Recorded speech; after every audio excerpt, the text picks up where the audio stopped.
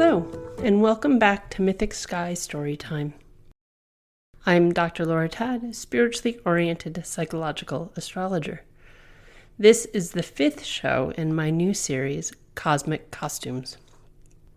In this episode, I'll discuss the charismatic king, Leo. Leo is the 5th sign in the zodiac and occurs in the middle of summer in the northern hemisphere. The word Leo is Latin for lion, and that's the image that we've given it and that you often see. And part of how Leo is understood is Leo the lion-hearted, often associated with courage and the courageous archetype that the word lionheart invokes. The glyph we use to identify Leo symbolizes the body and tail of the lion, and the sign is associated with the sun. As I've discussed in previous episodes, every sign of the zodiac is associated with an element. With Leo, we find ourselves back in the realm of fire. Leo is the second of the fire signs, Aries being the previous one, and Sagittarius being the other of the 3. All fire signs have some overlapping qualities to them. They are direct, action-oriented, they are doers. That stimulating, go-getting energy exists in the realm of fire signs. They are self-sufficient as part of that energy. There's an enthusiasm that all fire signs have that can even tip into the sign of aggressiveness, in that going after, sometimes that assertion and that proactivity that is very common in the fire signs can get a little too much so and come off as aggressive or assertive in a healthier manifestation of it. Part of that aggressive energy can also then manifest in terms of being combative or argumentative, you might see in the realm of fire signs. Now, in the case of Leo, we then merge that fiery energy, that fiery personality, and even the way that we describe somebody being fiery, right, is very much in alignment with how fire signs manifest. We merge that energy when it comes to Leo with the fixed mode. Every sign has an element and every sign has a mode, and with Leo we get fixed fire. Now, fixed signs all occur in the middle of seasons. So when I talked about the Taurian archetype, in the second of these series that I'm doing, Taurus is fixed earth. With Leo, we get fixed fire. And the fixed signs, because they occur in the middle of seasons, tend to be the most intense signs of the zodiac. They are the most all-encompassing of whatever element they are associated with. So you combine that fixed energy with fire and you get very intense fiery energy with Leo. And so the unyielding quality that exists in the fixed signs becomes merged with that fiery, unyielding energy.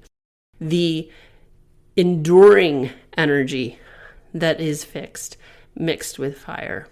There's a hyper-focusedness that the fixed signs can have, that when you merge that with fire, it's not the hyper-fixity we see in Taurus that can create stuckness, but in rather the hyper-focused go-getter, the hyper-focused doing energy that you see in the fixed signs, that you see with Leo.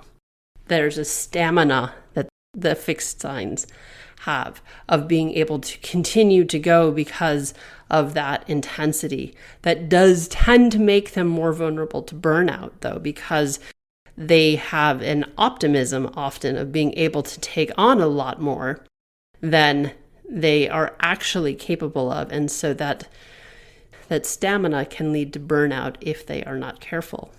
There's a magnetic quality that all the fixed signs have, of attracting people to them, of being that courageous energy, that magnetic energy, that orator who has people that he or she leads, lives in that fixed energy.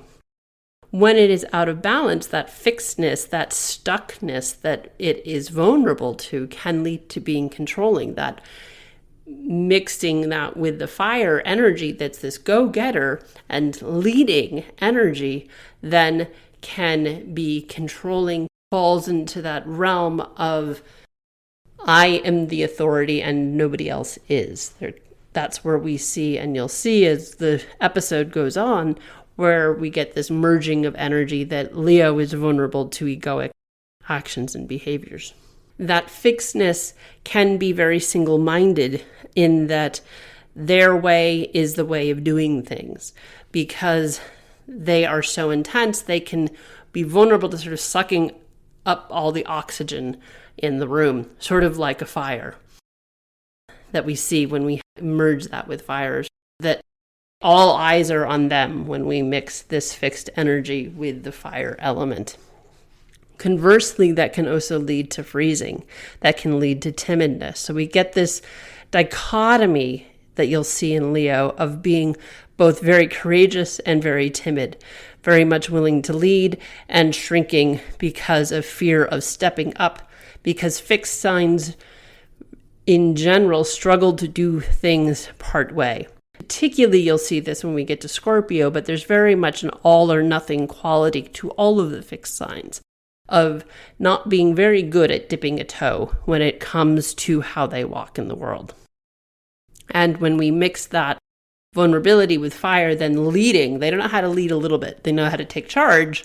They don't necessarily know how to sit back and let somebody else lead or share and collaborate. They're much better working independently or working with others as their subordinates, because that fixed energy is very much contained in that intensity, and that fiery energy wants to lead and take charge. And so stepping back is not typically something that's very comfortable, or letting others take the lead is very uncommon. But it's not just that it's uncommon, it's deeply uncomfortable and counterintuitive is probably the best way to think about it, because the natural way for that Leonian energy to manifest is to be in charge, to be the leader of the pack, to take the reins and be the one out in front is where Leo shines.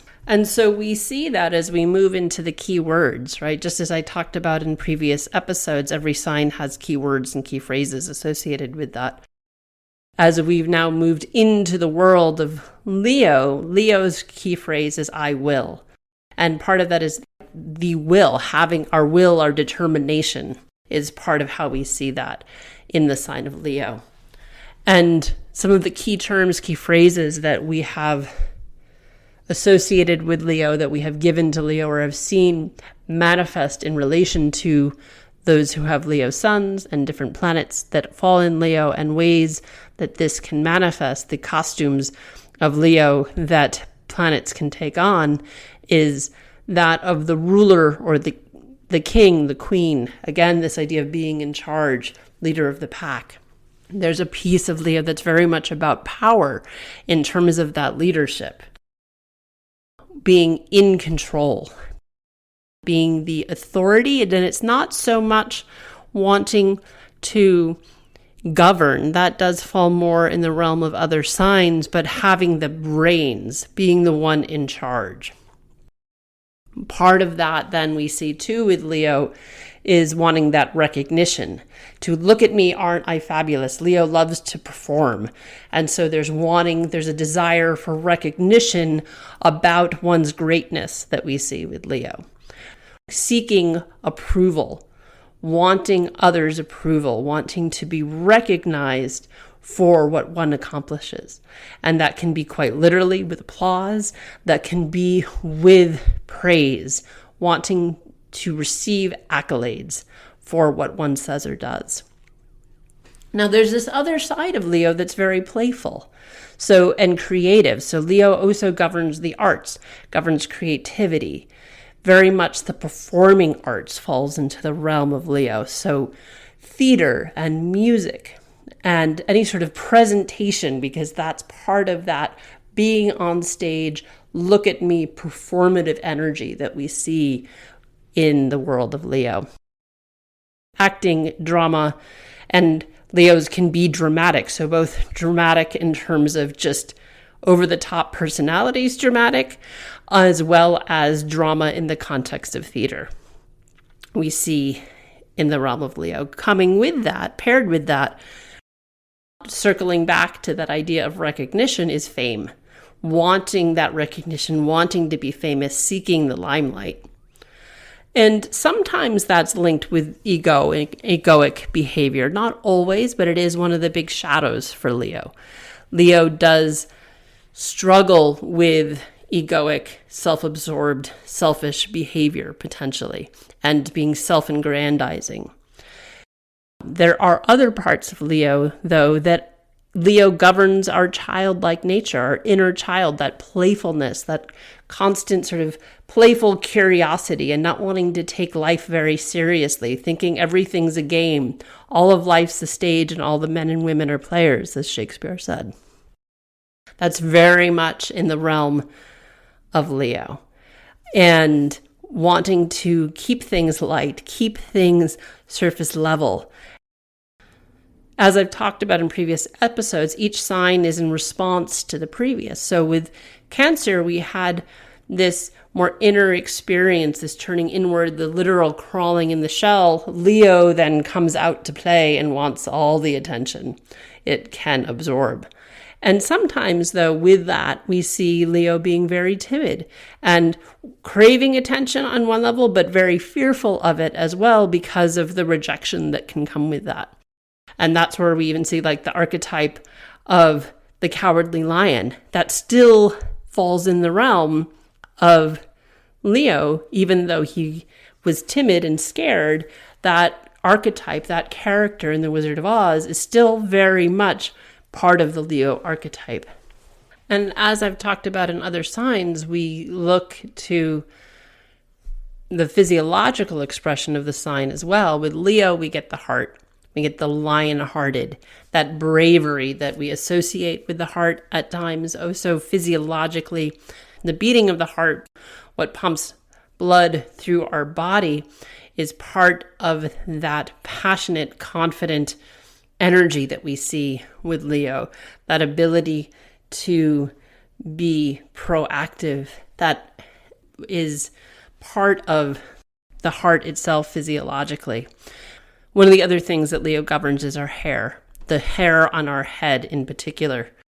Our mane, just like the lion has a mane, our hair is the realm of Leo. People who have Leo risings often have incredible hair. They have manes. They are personification of Leo. Okay, so as I mentioned briefly at the beginning of the show, the luminary that we associate with Leo, just like other signs have planets or luminaries in the case of Cancer that are associated with the sign, with Leo we get to the sun. The sun is the ruler of Leo. And the sun moves through the zodiac entirely within a year. And so it's in a sign for about 30 days, which then breaks down to about a degree per day in terms of the speed at which the sun moves through the zodiac. And it's pretty easy to see which day of the week we have bequeathed to the sun day, very literal, the day of the sun. Now in astrology, when it comes to the sun and the qualities we have associated with it or that we see related to it, we again, as you've heard in previous episodes, parallels to the planet and the sign that it's associated with. So the sun in astrology is our ever-evolving self. It is our ego and ego strength. We all need an ego. We all want ego strength. That's part of having a confident sense of self. The challenge is when it tips into egoic narcissism, which is a vulnerability with Leo, that it becomes unhealthy. But ego strength is having self-confidence, which is something that is healthy and necessary for everyone. The sun is reflective of our core sense of self, our core identity. Also in astrology, The sun is linked with the concept of heroes and heroines, which we see in the mythology that we associate with Leo. That's part of that leadership quality, that leadership energy that we have given to Leo.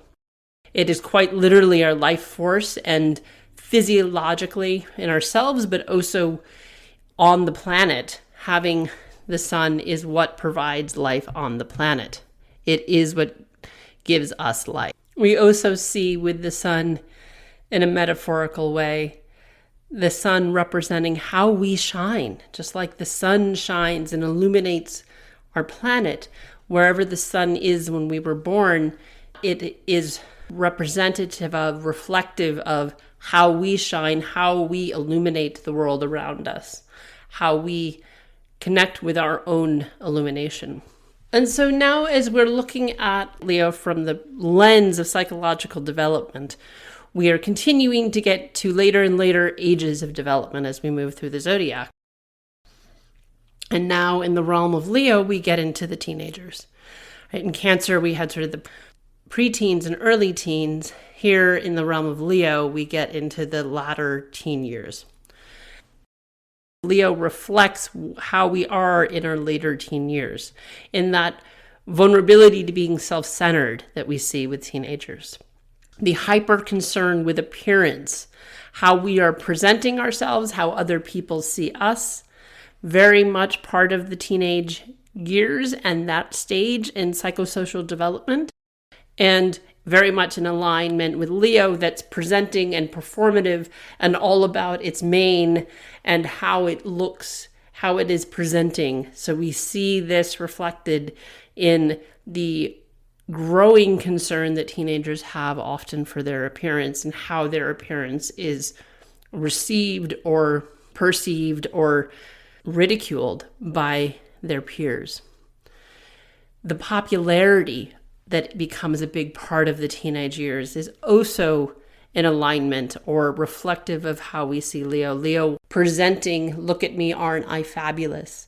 Energy that is very much part of the Leonian archetype we see show up around the popularity issues that show up during the teenage years, the self-confidence issues, self-worth issues that are all part of those late teens, early 20s psychosocial development.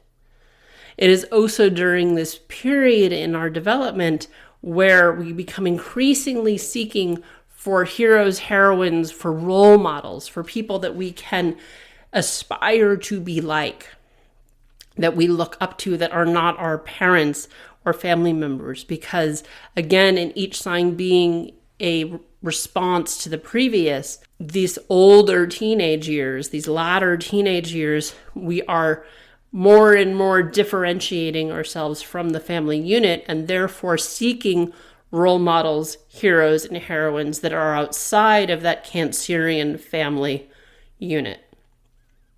It is also a period in that playful, exuberant energy that is Leo that makes us more vulnerable to being irresponsible, because we're not necessarily taking life very seriously during these years. These playful, creative, fun for the sake of fun years that we have during this time in development is very much reflective in that eternal playful side of Leo. Along those lines, there's this mixture of wanting to be playful and yet wanting to have power, wanting to assert power, and definitely power in contrast to the people of authority in our lives. So asserting power in contrast to parents, in contrast to teachers, in contrast to coaches. Finding one's personal power is part of that developmental stage. Part of connecting with personal power is part of that Leonian archetype. And so you can see there's a lot of overlap here. And it's not just that when I'm looking at this developmental parallels, that there is some sort of hierarchical quality to the signs, but more that these signs are reflective of different stages of psychosocial development. And that as we move through the zodiac, we see reflected in the latter parts of the zodiac the maturation that is part of going from birth through our lifetimes. So now we're going to shift gears and look at how Leo can show up in some mythologies. Now, the archetype of Leo and stories of lions show up in lots of different parts of the world and in lots of different cultures. There's definitely threads and parallels between them, between how lions show up in Greek myth, in Roman myth, in Hindu myth, in Celtic myth. There's lots of parallels with these stories because we're really talking about archetype. For our purposes today, with this particular episode, I thought I would turn to Egypt. I've told a couple stories that are more in the Greek and Roman pantheons, and for today, I thought we'd turn to Egypt. And in looking at Egypt, we see the iconography of cats and lions are everywhere in Egyptian mythology. But there's one, and as you will see, sort of two primary goddesses that are very important in the Egyptian pantheon and reflective of this Leonian energy that I've been discussing. So Basta, or Bast, as she's sometimes called, and Sekhmet are two very prominent, important goddesses in the Egyptian pantheon. And Basta was one of the most important goddesses in all of Egypt. So much so that on the north door of the Valley Temple in Khafre in Gaza, that dates back to 2570 BCE, her name is above the doorway. So she was very prominent, very important. She's one of the most prominent feline-headed goddesses. And the Egyptians often worshipped cats to honor her. Over the centuries in ancient Egypt, she had different manifestations. The oldest versions of her, she's actually simply a lion. And then, depending on the versions of the stories and some of the artwork that has survived, the artifacts that have survived, she's a woman with a lioness's head. Over time, that head morphed into the head of a cat. And it's believed that part of why she transitioned in that way, or how she transitioned from a goddess with a lion's head to a goddess with a cat's head, that is a cat that's much more reminiscent of a domestic house cat, is throughout Egypt's history, there had been upper and lower kingdoms. In latter parts of Egypt's history, those two kingdoms merged. And when they did, both the upper and lower kingdoms had feline-headed goddesses. And the northern part of Egypt had a goddess, Sekhmet, who was more of the goddess of war. But she too, like Basta, had a lion head. So when these two parts of Egypt merged, the goddesses sort of each took part of what they had been previously in charge of, and they split what they were in charge of. So when those two parts of the kingdom merged, rather than get rid of one of these goddesses, Basta shifted from a goddess with a lion's head to a goddess with a cat's head. That said, both of these goddesses have a lot of overlap with Leo, and they were both seen to have ties with the sun god Ra, paralleling this Leonian relationship with the sun ruling Leo. So regardless of how these two goddesses coexisted in the Egyptian pantheon and what roles they were given and how those roles were divvied up once both goddesses were part of the pantheon together, from the archaeological evidence, it appears that Basta predated and was more widely worshipped than her northern Egyptian counterpart. Basta was the protector of humans, regardless of what part of history we're talking about. She was the protector of humans, particularly pregnant women and royalty.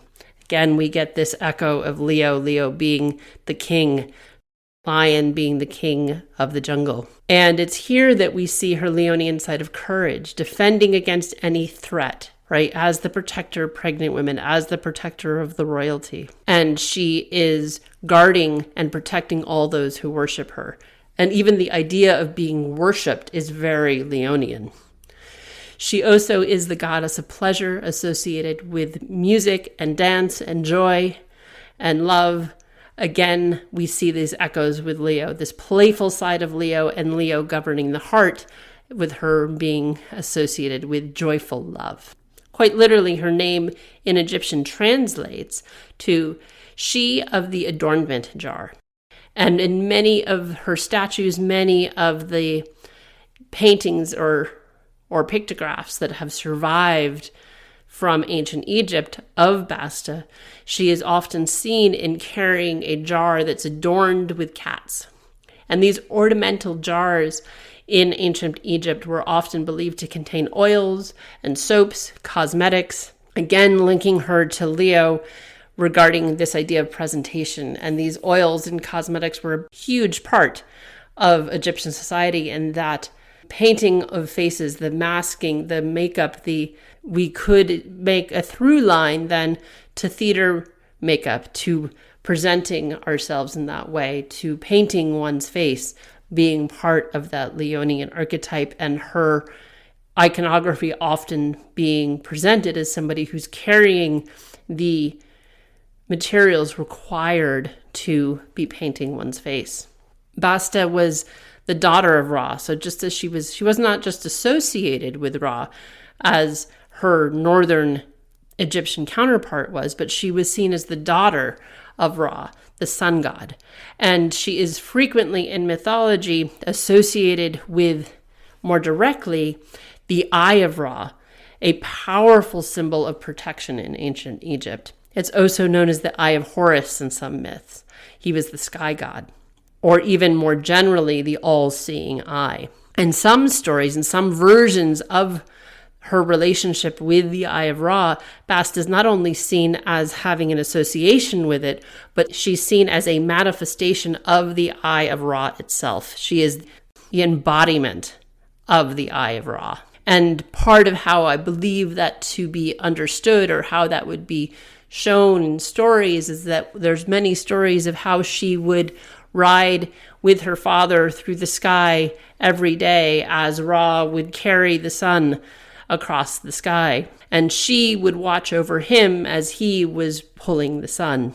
So she's watching over Ra, the eye of Ra, as he is bringing the sun through the sky. So much so that she was sometimes referred to as the goddess of the rising sun. And so, as you can see, she was a deeply important part of Egyptian culture and Egyptian society.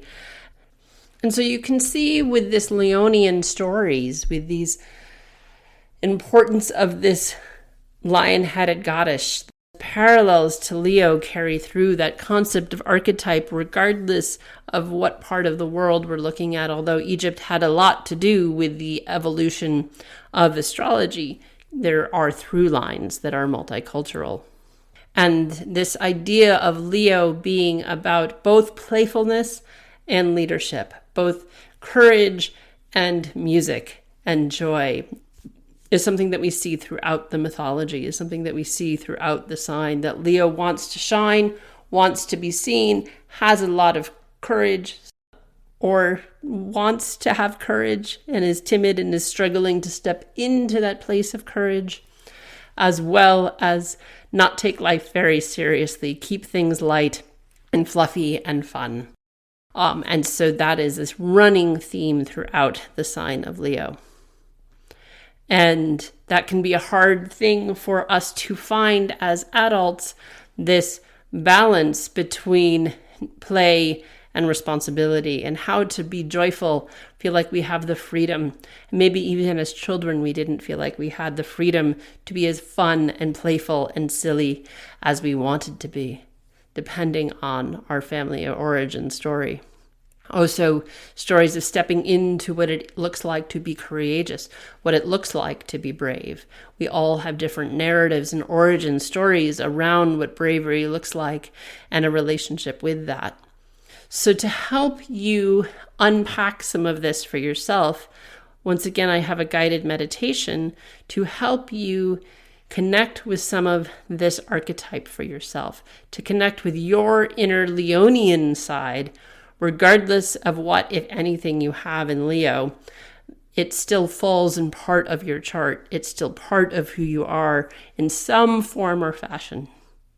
And so this guided meditation will help you to reconnect with some of those higher qualities of Leo and have a healthy relationship with the archetype.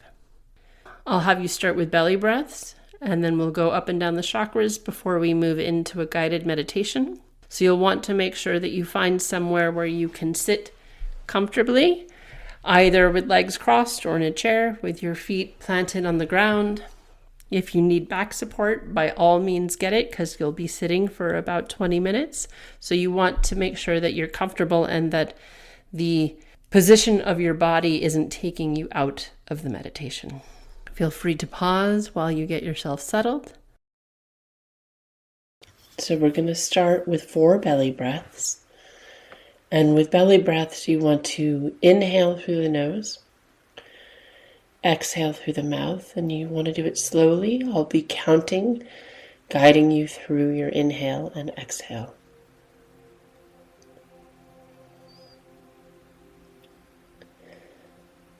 Okay, so inhaling 1, 2, 3, 4. Pause. And exhaling through the mouth completely. 2, 3, 4. Pause. Inhaling again. 1, 2, 3, 4. And pause. Exhale completely.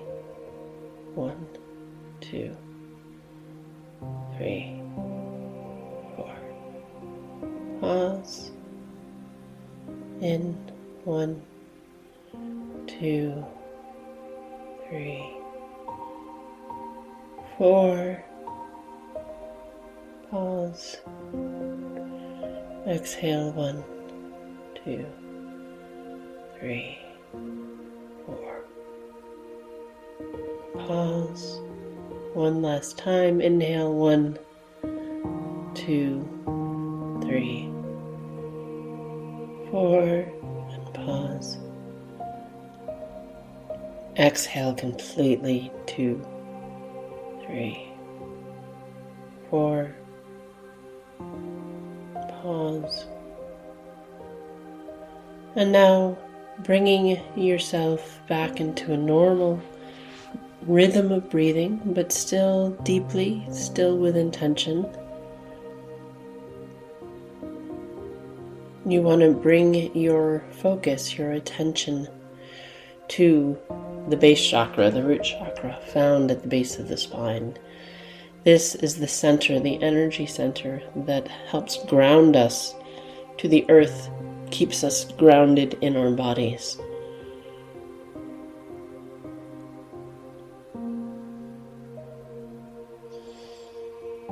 And on your next inhale, bring your attention to sacral chakra, second chakra, found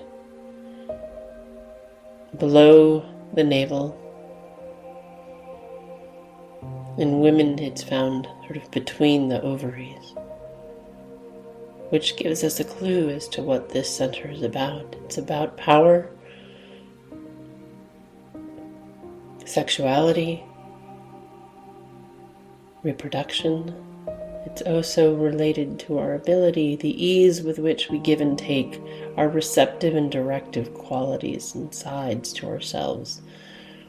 How comfortable we are taking the lead and how comfortable we are following the lead of others.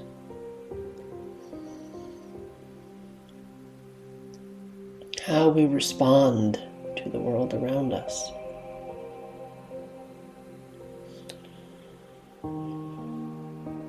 And on your next inhale, bring your attention to solar plexus chakra. This is the center just above the belly button. And quite literally, solar plexus, sun center. is our sense of self, our emotional engagement with the world. This too, in a different way, is a source of power, personal strength.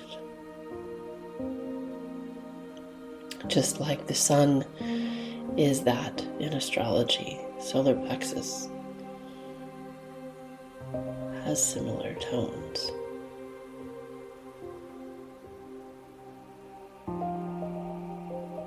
And on your next inhale, bring your attention to heart chakra in the center of the chakra system. This is where we love, our capacity for love, to express love, to receive love, the ways in which we demonstrate it, all resides here in the heart chakra.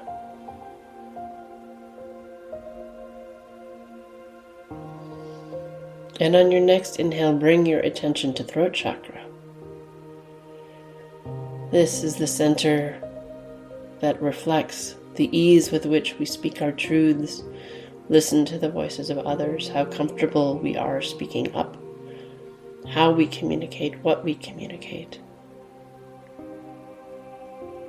All of those tendencies and patterns reside in this center. And on your next inhale, bring your attention to third eye chakra. This is the center between the eyebrows and the forehead. It is a center of wisdom, of clarity, your all-seeing eye. It has the capacity to see things without the colored lens of our own foibles, and see things clearly for what they are.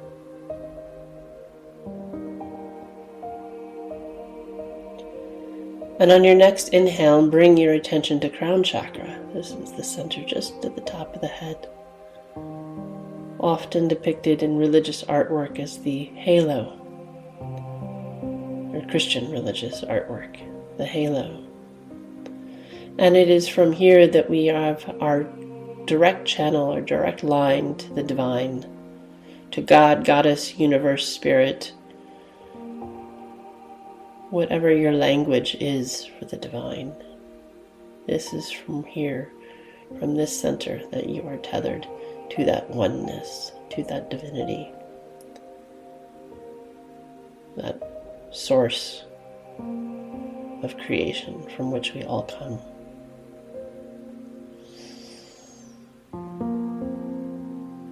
And now connected to that energy, to that point, feel the universal energy of calm, protection, oneness,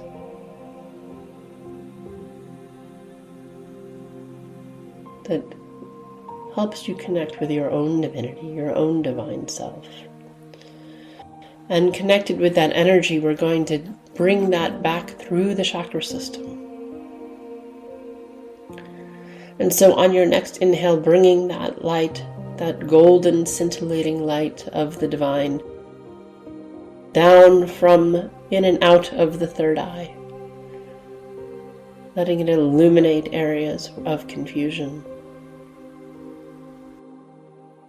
And continuing to bring that light down, have that healing, glistening light move through the throat chakra, softening edges where you have been harsh or others have been harsh with you that have impacted the ways in which you communicate or how comfortable you are in speaking your mind, speaking your truth.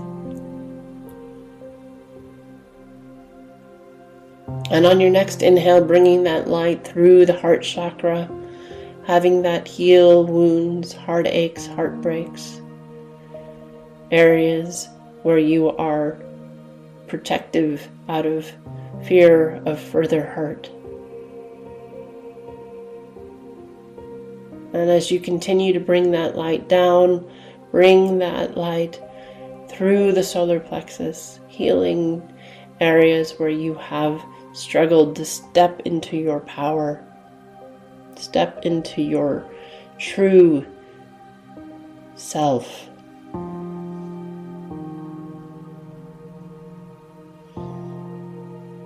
And on your next inhale, bringing that light down into sacral chakra, helping to bring into balance your receptive and directive sides, for both are necessary depending on the situation and circumstance.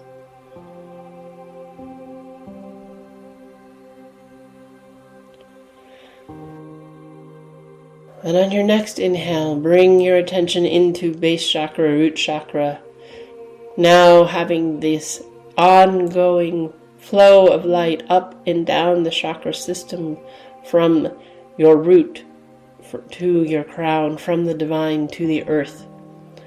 You're held in gold, scintillating light, protected in this light of the divine, like a cocoon, as we move into the guided meditation.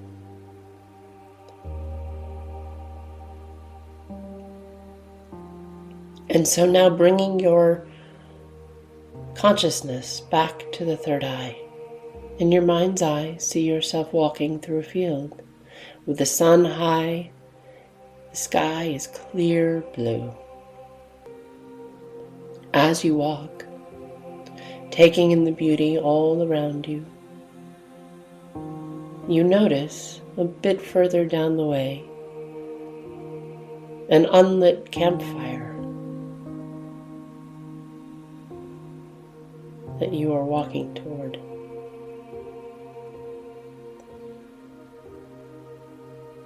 And as you get closer, you see a child playfully dancing around this unlit fire. Seemingly hearing music that only they can hear.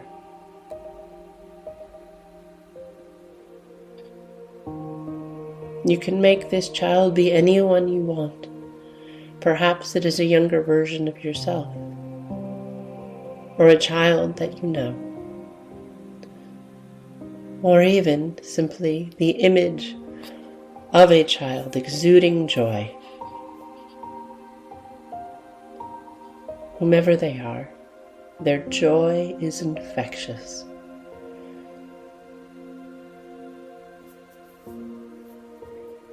They have met you today in this field to help you reconnect with your own joy and confidence that seems to come so effortlessly to them.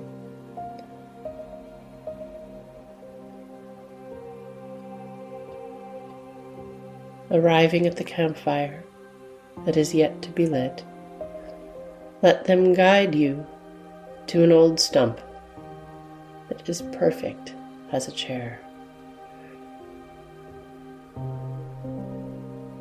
Their smile is radiant, and their confidence and joy is so effortless.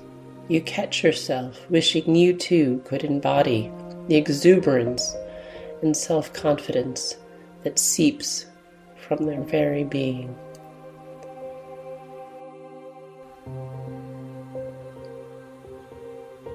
And you find that although this child may be young, they have great wisdom to share with you. Ask them how it is that they are so confident despite their age. See what they have to share with you and how that might help you reconnect with your own confidence, with your own sense of pride in your own abilities in this life.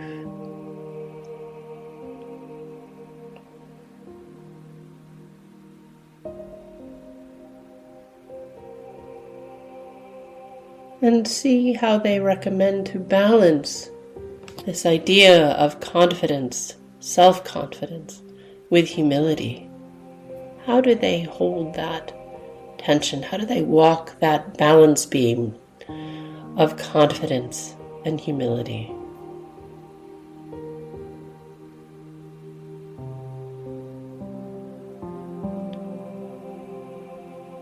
And perhaps there is something they can share with you that would help you remember when you were joyful and confident, just like they are. Standing in your personal power without ego, but with self-assuredness. How can you reconnect with that part of yourself that is there, but has been perhaps forgotten or tucked away in a corner of your memory? What suggestions do they have for you to stay joyful, to reconnect with joy in the midst of the complexity that comes with being an adult? How can you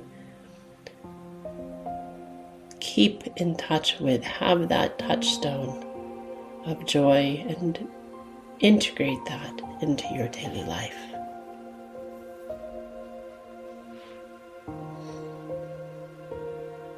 And let other questions come up organically. Ask for clarification whenever you feel that it's needed. See what they have to share with you today.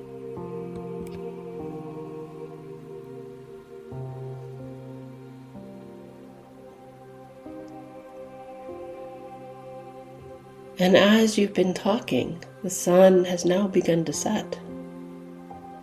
And before it gets dark, your young companion encourages you to light the prepared campfire in front of you.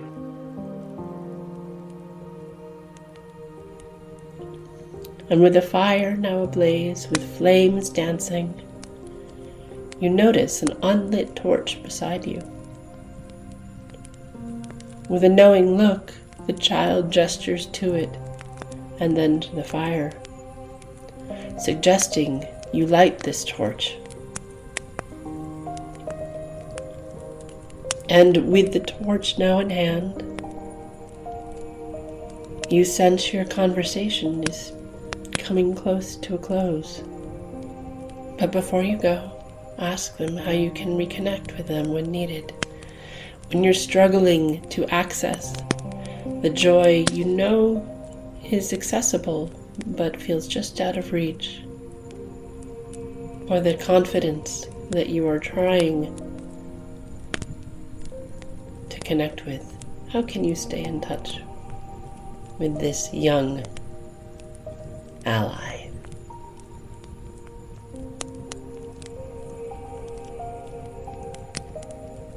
And thanking them for their insight, embrace this child with all the gratitude you have for their time today.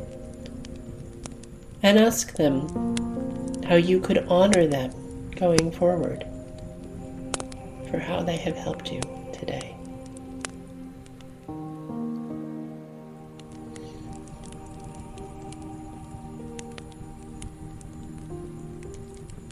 And as you depart, taking the torch with you, let this, your inner fire, guide you back through the field as the sky is now ever darkening.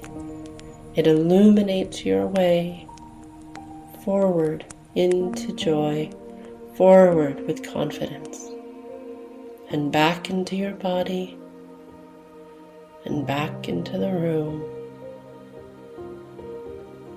taking your time as long as you need before you start slowly moving fingers and toes,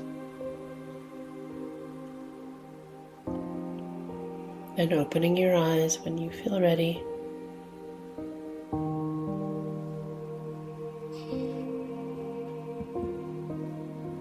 I recommend you find a journal, or if you prefer to record or note things on your phone, that you do so. reflecting on what has come to you in this meditation today, taking note of what this young sage has shared with you.